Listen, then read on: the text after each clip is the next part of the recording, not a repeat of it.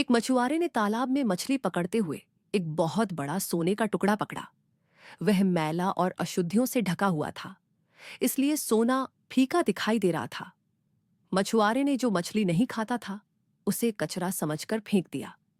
कई सालों बाद एक पत्थर का काम करने वाला सैनिक, राजमिस्त्री, उसे उठाकर दीवार की दरार भरने में इस्तेमाल करता है। सोना दीवार के नीचे दब जाता है और आग की तपिश से झुलसता है। फिर बहुत साल बीत जाते हैं।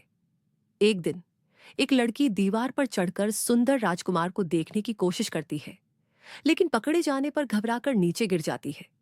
वह गिरती है और साथ में दीवार से वही सोना भी नीचे गिर जाता है। सोने की सतह की सारी गंदगी छिलकर गिर जाती है और भीतर से चमकदार क्रिस्टल जैसी आकृति उभर आती है। लड़की उसे घर ले जाती है और साफ करती है। सफाई करते करते वह गलती से बोतल का ढक्कन खोल देती है। तुरंत ही एक रंगीन काला धुआं बाहर निकलता है और एक विशाल आकृति में बदल जाता है। लड़की डरकर बेहोश हो जाती है। जब वह होश में आती है तो वही विशाल हथेली उसे थामे होती है। आकृति, जो एक आत्मा है, उसे बताती है कि वह दरअसल एक शापित आत्मा है जो इस क्रिस्टल बोतल में कैद थी। अगर कोई उससे 3 इच्छाएं मांगे तो वे पूरी होंगी और आत्मा भी मुक्त हो जाएगी। लड़की तुरंत पहली इच्छा मांगती है। वह एक दासी थी, लेकिन राजकुमार से प्रेम करती थी और चाहती थी कि वह हमेशा उसके साथ रहे।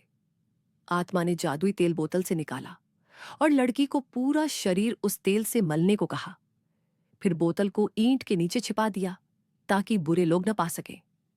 आत्मा ने राजकुमार के कान में लड़की का नाम फुसफुसाया और अगले ही दिन राजकुमार पहली बार उसे देखकर उससे प्रेम करने लगा। वह लड़की अब राजमहल की सबसे प्रिय रानी बन गई। फिर लड़की ने दूसरी इच्छा मांगी।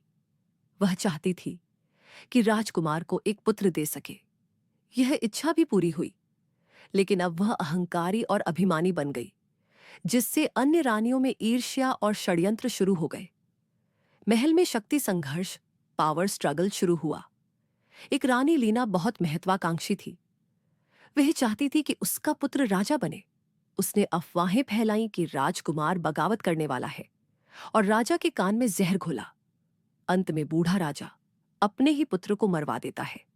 राजकुमार की मृत्यु के बाद आत्मा ने लड़की से कहा कि वह तीसरी और अंतिम इच्छा बोले ताकि राजकुमार को बचाया जा सके। परंतु लड़की शोक से टूट चुकी थी। उसने कोई इच्छा नहीं की। फिर रानियों के हुक्म पर उसे बोरी में बंद कर समुद्र में फेंक दिया गया। आत्मा ने उसे बचाने की कोशिश की, पर एक दानव, डमन, ने रोक लिया। जब तक आत्मा समुद्र पहुंची, लड़की डूब चुकी थी। क्योंकि अंतिम इच्छा अधूरी रही, आत्मा फिर से बोतल में कैद हो गई। सदियां बीत गईं। आत्मा महल में भटकती रही, पर कोई उसे देख नहीं सका। फिर एक दिन एक छोटा लड़का रहस्यमय आकर्षण से एक पुराने तालाब में पहुंचा और एक ईंट पर नजर डाली। वह उसे हटाने की कोशिश करता है, लेकिन उसकी ताकत कम होती है। उसका भाई मदद करने आता है, पर तभी उनकी मां आकर दोनों को बाहर ले जाती है। आत्मा का वह मौका फिर चूक जाता है। सालों बाद वही बड़ा बेटा राजा बनता है, लेकिन वह निर्दयी और खूनी होता है। युद्धों में वह बर्बरता से लड़ता है। एक दिन दुश्मनों से घिर जाता है और उसकी मां सोचती है कि वह मर गया। राजवंश को बचाने के लिए मां ने अपने छोटे बेटे को गद्दी पर बैठा दिया और उसे एक आलीशान कक्ष में बंद कर दिया, जहां उसे भोग विलास में डुबो दिया गया।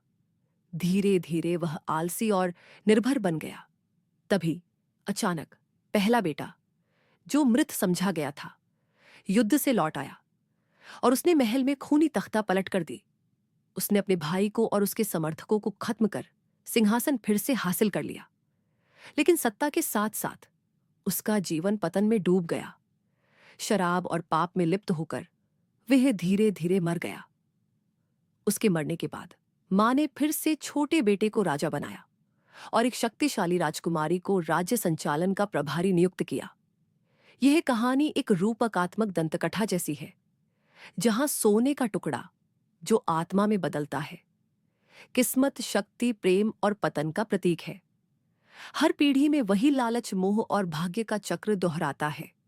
क्या आप चाहेंगे कि मैं इस कहानी को एक संक्षिप्त नैतिक कथा, मॉरल स्टोरी के रूप में फिर से लिख दूं ताकि यह पढ़ने या सुनाने